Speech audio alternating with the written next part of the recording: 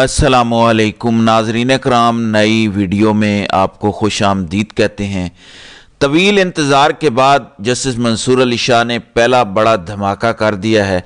एक अकेले मंसूर अली शाह ने पूरे सिस्टम को, पूरे निज़ाम को हिला कर रख दिया है। असल लड़ाई सुप्रीम कोर्ट में अब शुरू हुई है, क्योंकि याह्या अफरीदी और अमीनुद्दीन खान यानी निज़ाम के दो पसंदीदा जजेस जो इस टाइम सुप्रीम कोर्ट में सबसे ज़्यादा ताकतवर हैं, वो ये तवक्को नहीं कर रहे थे कि मंसूर अली शाह इस किस्म का तगड़ा फैसला, इस किस्म का सख्त हुक्मनामा जारी करेंगे। एक फैसला मंसूर अली शाह का जिसने सब कुछ बदल दिया है पिछले चंद घंटों में।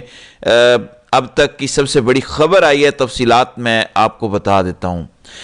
देखें, पिछले 2 दिन से तमाम तर नज़रें सुप्रीम कोर्ट के कोर्ट रूम नंबर 2 पर लगी थी, जहां पर पहली दफ़ा सुप्रीम कोर्ट के आज़ाद आइन पसंद अपने हलफ पर चलने वाले जजेस 26वीं आईनी तरमीम के केस की समाअत करने जा रहे थे। यानी 22 अक्टूबर 2024 को पार्लियामेंट ने 26वीं आईनी तरमीम को मंजूर किया। उसके बाद ये पहला मौका था कि सुप्रीम कोर्ट में कोई इंडिपेंडेंट जज यानी मंसूर अली शाह जैसा आज़ाद जज 26वीं आईनी तरमीम के मामले पर केस की समाअत करने जा रहा था। लेकिन अचानक इस केस की समाअत से चंद घंटे पहले ही इस बेंच में तब्दीली की गई।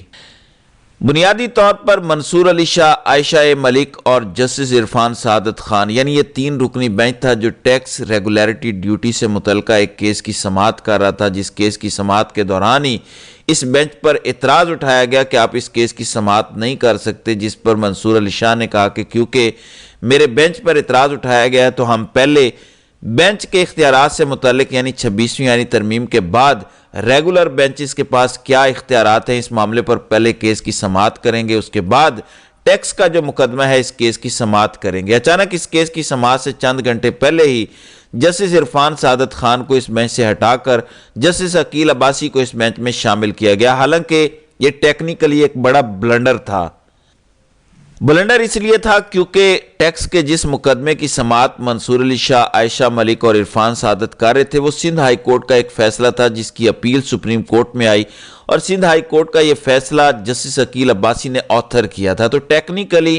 कोई जज हाई कोर्ट के अंदर किसी केस का फैसला सुना दे और वही जज सुप्रीम कोर्ट में आ जाए तो वो जज अपील उस केस की नहीं सुन सकता, यानी मुख्तलिफ जज उस केस की अपील सुनता है। लेकिन याह्या अफरीदी और अमीनुद्दीन खान इन दोनों जजेस को इस बात का खतरा लायक था कि कहीं मंसूर अली शाह 26वीं यानी तरमीम पर कोई तगड़ा हुक्म जारी ना कर दें। इसलिए बुध और जुमेरात की दरमियानी शब यानी इस केस की समाअत से चंद घंटे पहले ही अचानक इस बेंच में तब्दीली की गई और टेक्निकली बहुत बड़ा ब्लंडर मारा गया कि इरफान सादत को हटाकर अकील अब्बासी को शामिल किया गया। सुप्रीम कोर्ट के कोर्ट रूम नंबर 2 में जब मंसूर अली शाह ने कॉज लिस्ट देखी कि उनके बेंच में तब्दीली की गई है और बगैर प्रैक्टिस एंड प्रोसीजर कमेटी का इजलास बुलाए ही तब्दीली की गई है, इस पर मंसूर अली शाह ने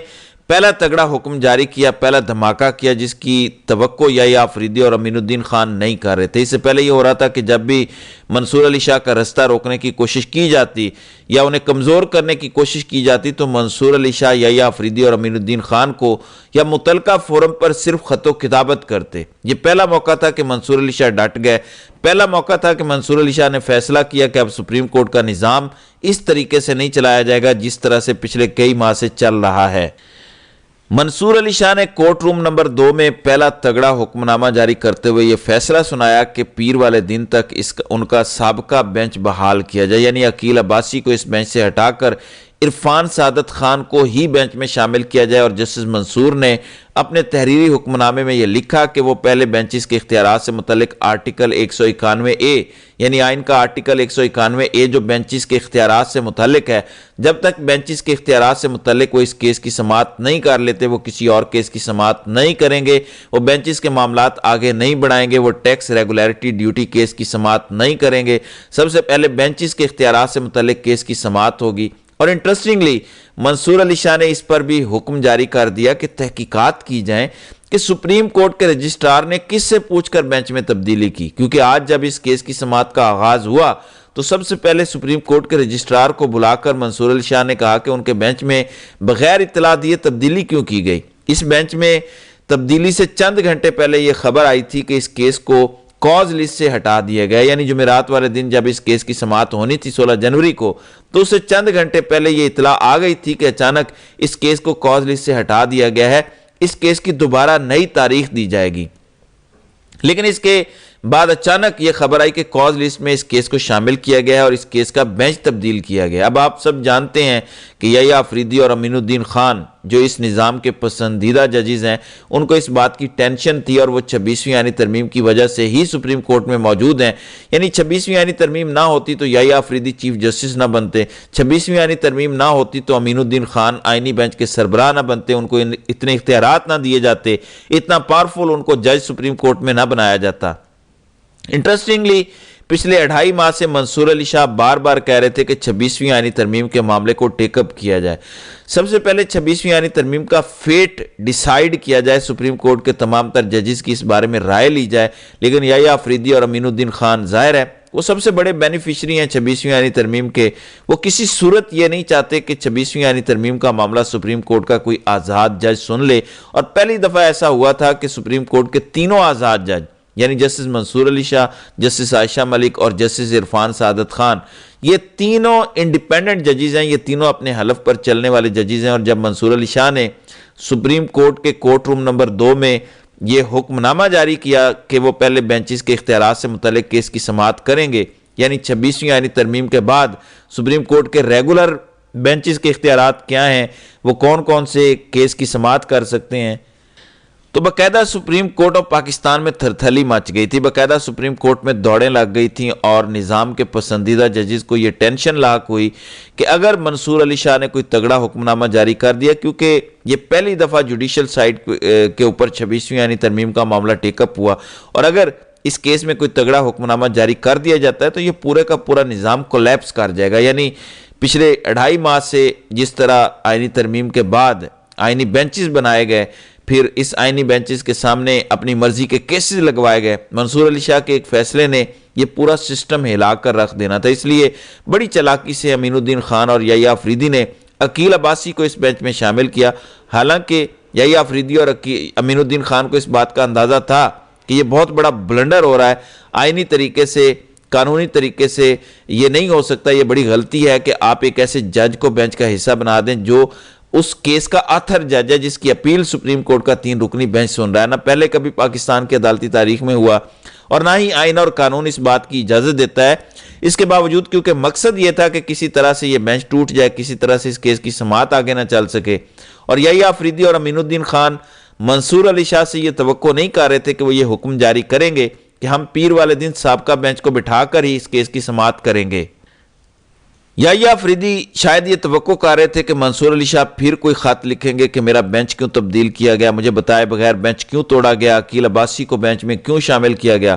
پھر یحییٰ آفریدی اس خط کا جواب دیں گے تو کام ٹھنڈا پڑ جائے گا۔ لیکن منصور علی شاہ نے ایک طویل انتظار کے بعد، یعنی پوری پاکستانی قوم جسٹس منصور علی شاہ سے پچھلے کئی عرصے سے توقع کر رہی تھی کہ وہ اتنا جارحانہ طور پر یحییٰ آفریدی اور سپریم کورٹ میں نظام کے پسندیدہ ججز کو جواب دیں گے۔ یہ پہلا موقع ہے کہ منصور علی شاہ نے کوئی خط نہیں لکھا، یہ پہلا موقع ہے کہ منصور علی شاہ نے کوئی گلہ شکوہ نہیں کیا، انہوں نے سیدھا حکم جاری کر دیا، اور اب ہر صورت میں پیر والے دن سپریم کورٹ کا وہ پرانا بینچ یعنی عقیل عباسی کو نکال کر جسٹس عرفان سعادت خان بینچز کے اختیارات سے متعلق کیس کی سماعت کریں گے، اور اس پورے سسٹم کو، اس پورے نظام کو جو منصور علی شاہ سے ڈرا ہوا ہے،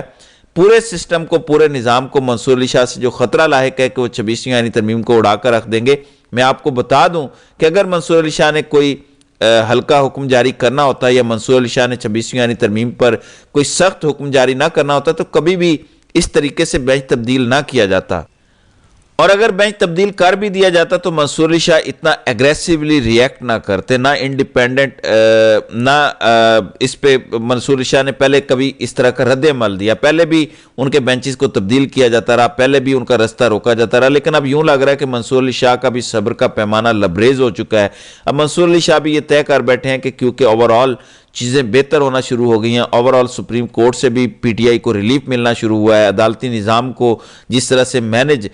کنٹرول کرنے کی کوشش کی جا رہی تھی، اسلام آباد ہائی کورٹ کے ججز نے بھی سٹینڈ لینا شروع کر دیا، اس لیے سپریم کورٹ کے سینئر پیونی جج منصور علی شاہ نے پہلا دھماکہ کر دیا ہے۔ رجسٹرار سپریم کورٹ کو یہ حکم دے دیا گیا ہے کہ تحقیقات کر کے بتایا جائے کہ یہ بینچ کیسے تبدیل ہوا ہے، اس میں عقیل عباسی کو کس کے کہنے پر شامل کیا گیا، اور پرانا بینچ بحال کر کے پیر والے دن کی کاز لسٹ بھی جاری کی گئی ہے، یعنی اب اس کیس کی سماعت پیر والے دن ہوگی۔ تو دیکھنا یہ ہے کہ اس حوالے سے مزید اپڈیٹس کیا ہوتی ہیں۔ تو ناظرین کرام، آپ کی اس ویڈیو کے حوالے سے کیا رائے ہے؟ آپ اپنی رائے کا اظہار کامنٹ سیکشن میں ضرور کیجیے گا۔